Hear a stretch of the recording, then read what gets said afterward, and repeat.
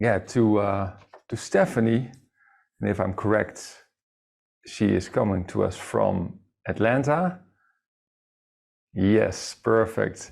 And I'm so excited about your talk because when people ask for, give me an example of a learning experience, often they refer to, what does a course look like when you work on it as a learning experience designer, or what does e-learning look like? But you created something completely different, and I'm not going to spoil anything. I'm just so want to give you the space to explain what you've created and how it all works. So the floor is yours, Stephanie. Thank you so much. I will share my screen. Do a little presentation.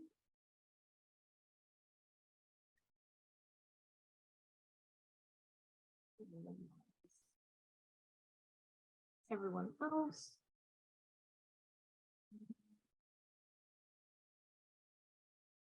All right. So learning experiences and interactive art. I'm really excited. I'm just going to dive right in because it's a lot to share in just 30 minutes. All right. So as written in my description, traditional art exhibitions, most people have had the opportunity of going to a gallery or a museum, no matter where you are in the world. And the moment you walk in, there are certain behaviors that we already just kind of grow up inherently doing, right? Like you start to whisper and lower your voice, or you're silent. Everything is all eyes, right? No touching. And as I've grown as an artist over the years and really challenging my own art practice and what do I want to say as an artist, I started realizing how learning experience design is really integral to the development of my artworks, and how I can really challenge the way art is traditionally shown through the use of interactive art, or participatory art. Same thing, just a different terminology to describe it. And I'm really excited for the timing because recently I just launched my largest art installation to date at 900 square feet. But today we'll talk a little bit about the background and how that came to be. And then we'll kind of circle back to the new installation that's up now called Seesaw. All right, so who am I? Why am I here? You can just call me Stephanie.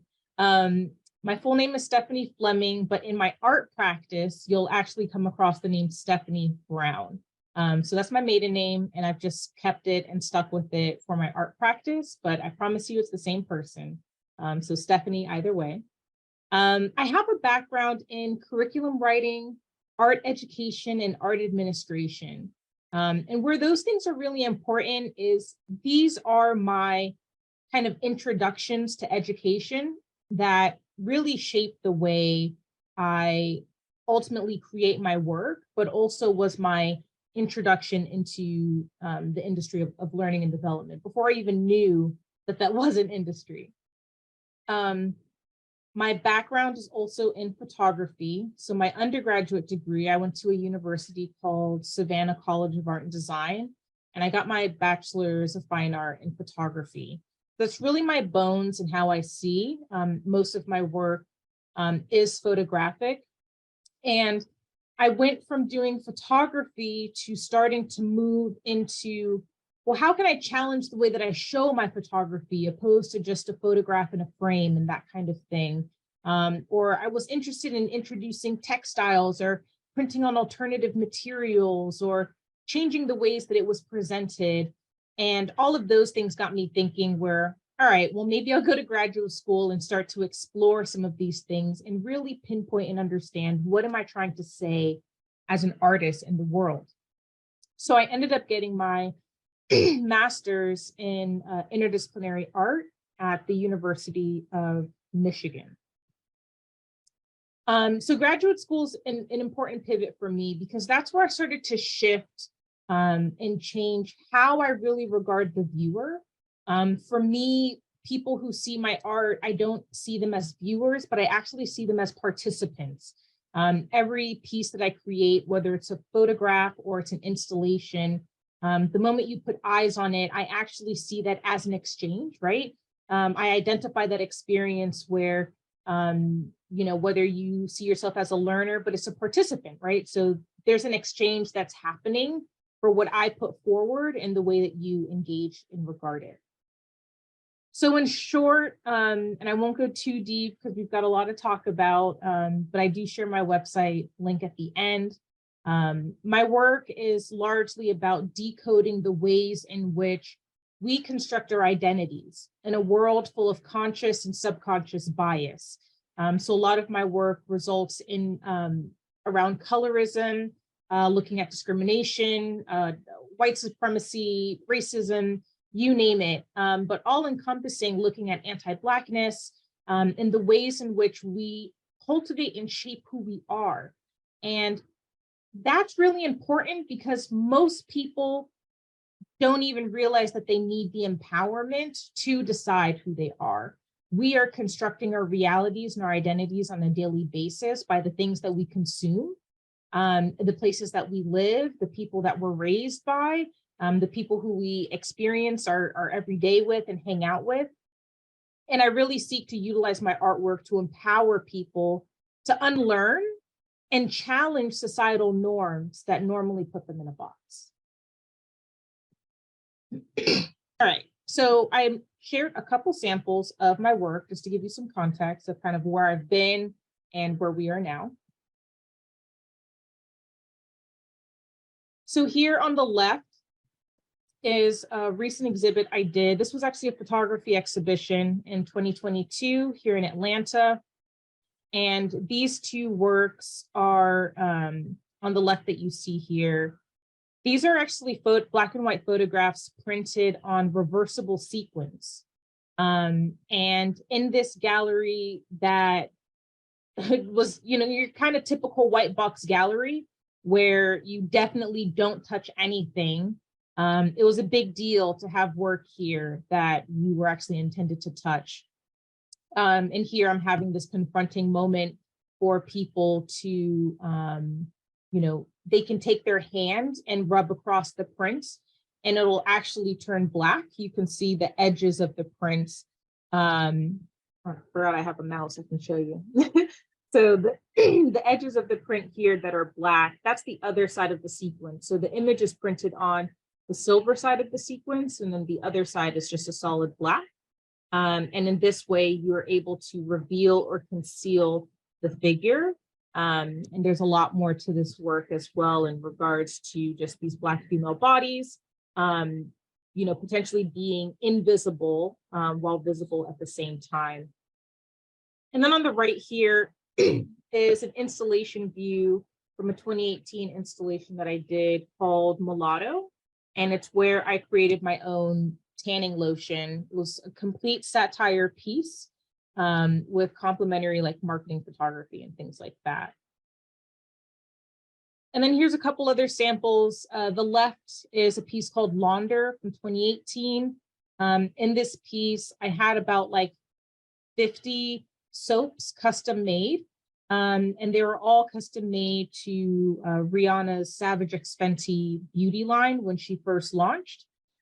So her line was really important because it was one of the first major makeup brands to truly have all shades of skin tones. And that wasn't just significant about having darker skin tones, but it was also really significant for having even lighter skin tones as well in every shade in between. So I worked with a soap maker to get these custom soaps made that represented each of those different colors. And this was really an opportunity for people to see the very small difference between us by our skin color. We are 99.9% the same as human beings, but so much of our identities and our lives are strongly influenced by that 0.01% of ourselves. And this was a really fun exercise for people to, as you can see, they were kind of putting their hands up against the soaps, trying to see where they fit and find themselves. And then on the right is another installation called Do Not Bleach, where I screen printed these shirts with the Do Not Bleach laundry symbol on it. And the fun fact about this work is that the shirts themselves are actually bleached. They go through this process where the ink eats into the black dye or pigment in the shirt to actually create this kind of brown cream color that you see. All right.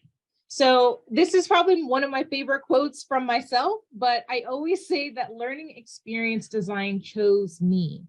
As you can see in some of the previous works, the way that I was making and thinking, I was always thinking about the participant, the learner, the person that's going to be experiencing it. What is the experience that they're going to take away from it?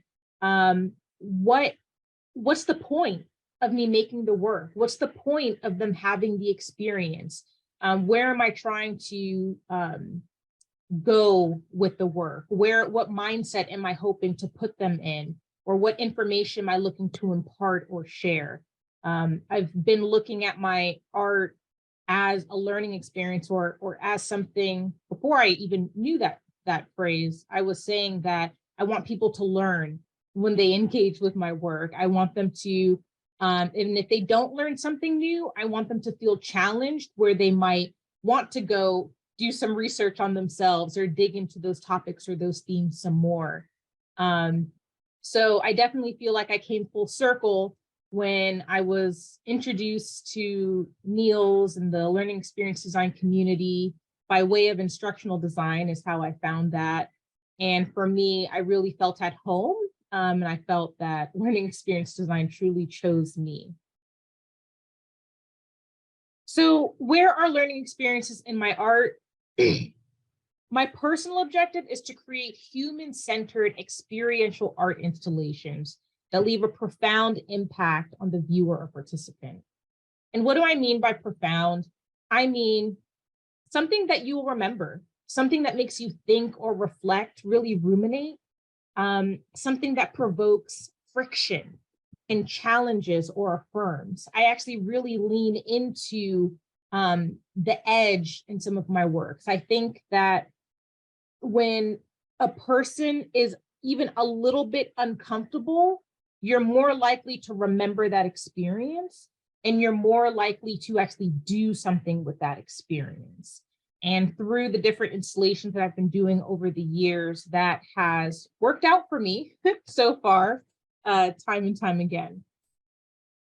And this image here is from a 2018 work I did called Shades We Wear, where I actually did a full body cast of my body and then had it, essentially, I did molds from silicone in different varying shades. And this was like hung in a custom made wooden wardrobe in the gallery for people to see and touch, of course.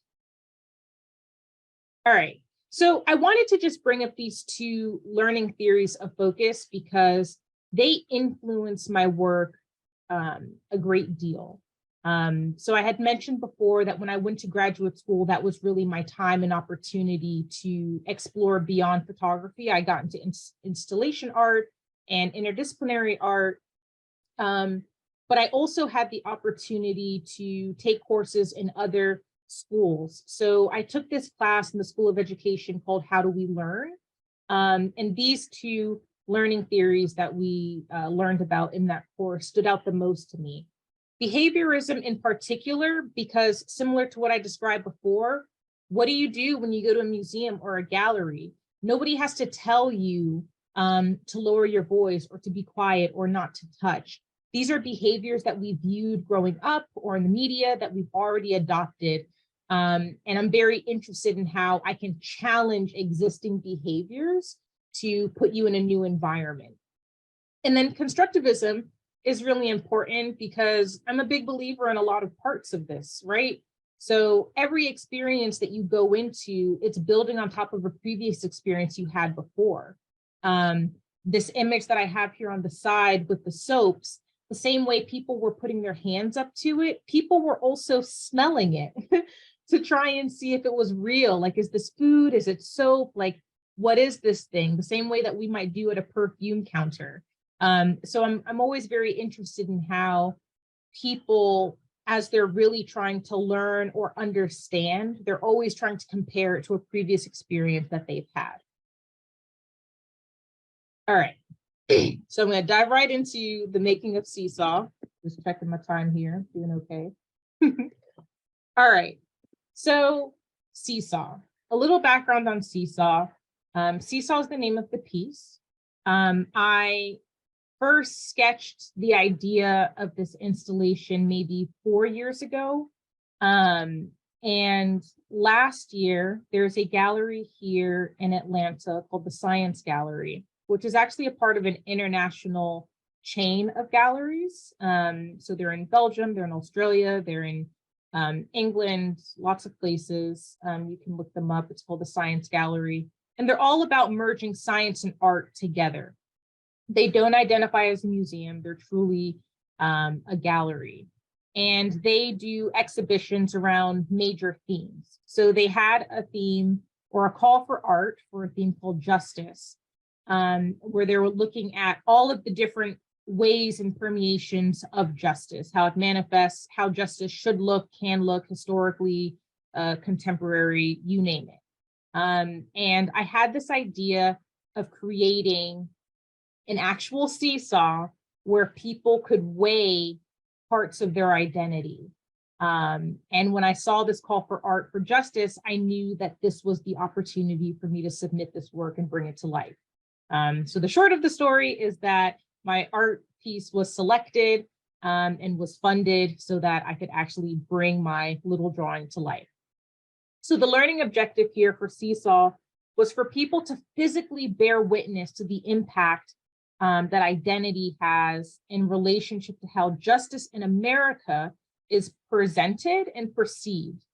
And the intent here is that bearing witness to the physicality of it and actually having some labor behind this installation might encourage empathy, might encourage understanding, and might encourage a motivation to consider change. In the US, we have phrases and languages around pulling yourself up by your bootstraps, or, slavery's done. We don't have to worry about that anymore. Men and women are equal now. We don't have to worry about that anymore. But we see in our justice system and in our day-to-day how a lot of the historical issues that we have faced with still impact the way in which people are able to access or receive justice to this day, whether that's based on your education level, your immigration status, your race, your ethnicity, your sexual orientation, even whether you're married or not. All of those things America is using in different ways to impact the way that you can actually go about your daily life. So the experience here was creating a playground environment within the Science Gallery built for people to either observe and or participate in. So I'm very conscientious of the difference between the two. And then the design here was 2 seesaws. And here in this is like one of my original sketches. I was playing with the corner layout or a circle layout, so I wasn't sure what I would get. And then there are 2 seesaws, an area for storage for these gold bars, which you'll see, and then these exploratory tables, and then the general layout. And then the learning is happening through free play, observation, and writing. So here's the layout and original design. Again, the idea was that this would be on a green turf. And one of my tools that I utilize in my installations is creating an environment that is physically appealing, that kind of draws you in. So using the playground metaphor was really important because playgrounds are also a metaphor, if you will, for a safe space. It's where you feel vulnerable. Anyone can think about all the things you learned or unlearned on a playground. Having the 2 seesaws are also important in a playground environment because it adds a bit of competition. It also harkens to behaviorism. It's how do you know how the seesaw works? It's because you saw some kids using it. How do you know what do you do with the slide or what do you do with the swing? So there was already a lot of inherent learning experiences on a playground that I could leverage. And then the idea here is that these gold bars is playing on the notion of wealth and access. So each of the bars have different words on it, and I'll get into that in a second so I don't get ahead of myself. So here what the seesaws ended up looking like. So I did get the corner layout. So I had these wooden benches made. This was the bar storage with acrylic shelves. Here are each of the seesaws, and then they each had their own television monitor. That was also a part of the experience. And here are the gold bars. So the gold bars are 3D printed.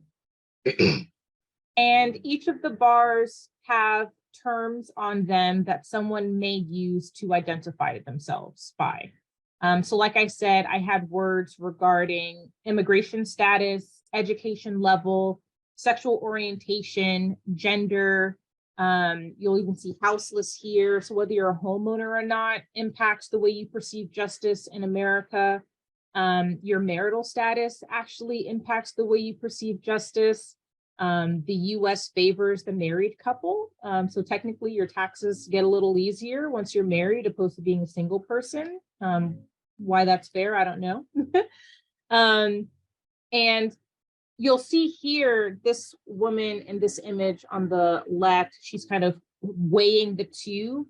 This is already like an instant moment. So each of these bars weigh differently. So I actually have weights inside of them. So you feel the difference between the words alone. That's one engagement. The next is that you could bring any of these bars to either end of the seesaw and weigh them against each other. So you might pick words that you identify with and then compare it to something else on the other end. Two people could engage with it, comparing each other. One person could engage with it. You've got a lot of variety here. Or, like I said, you could just observe as well. So the technology behind it is really key because this is where I'm thinking about the observer, the person who's maybe not an active participant in terms of physically touching and working with the seesaw, but I still acknowledge the learning that can and will happen just through observation alone, just like we learned with behaviorism. So each of the monitors correspond to one of the seesaws, and I actually use RFID technology within the bars and these trays on either end of the seesaw. So on the bottom of each bar is the RFID card that's programmed with a particular word like single or married. And then here you're kind of seeing a behind the scenes image when I was setting up the readers. So these are the RFID readers on the bottom of the trays. So the moment you put the bar down on this tray, the RFID sensor senses the card, which already has the word programmed to it, and then it'll appear on this monitor here.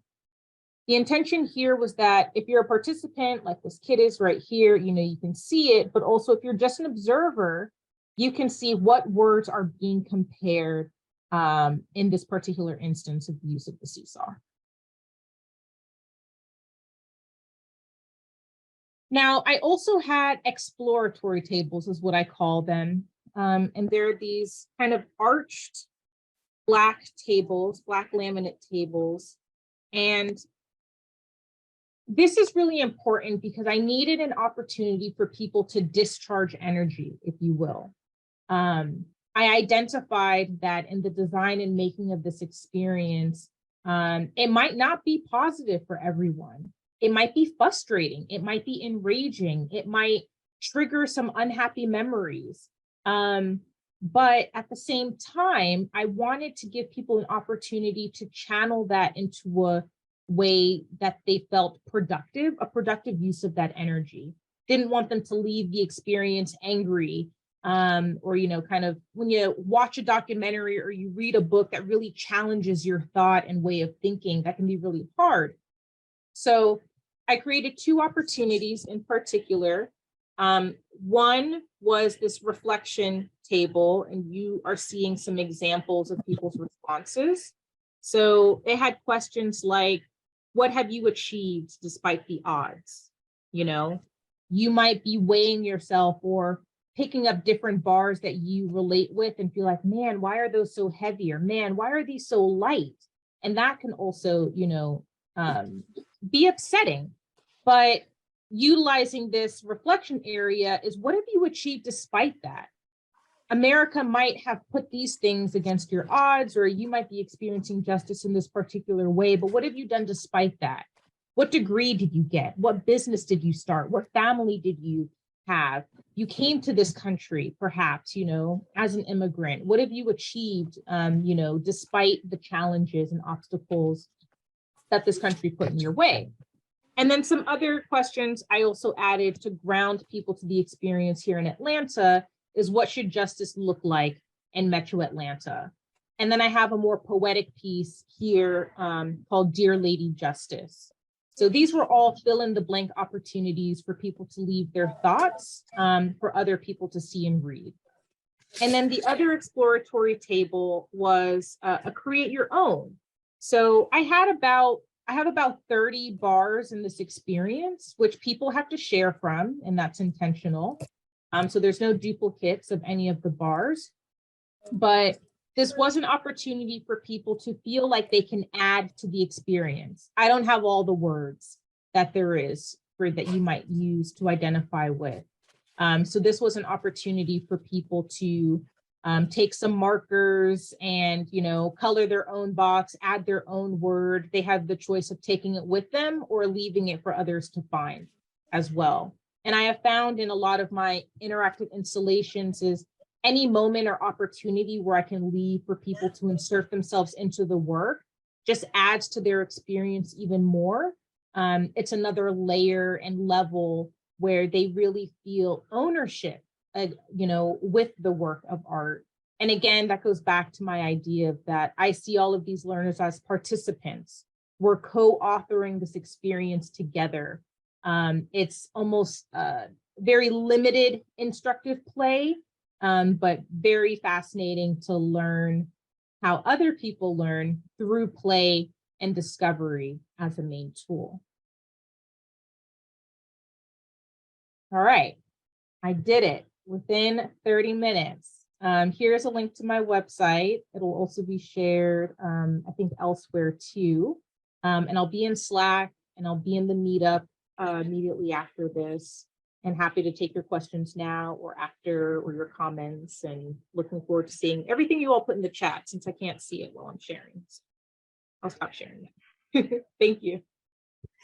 And thank you, Stephanie. What an absolute pleasure for you to share your story with us. You know, that's I already knew about this project, and I was really excited to bring it to this audience. And you know, your work is thought-provoking, and I think I'm sure people have, you know, questions or things they want to talk about right now, because we're going to go into the meetup.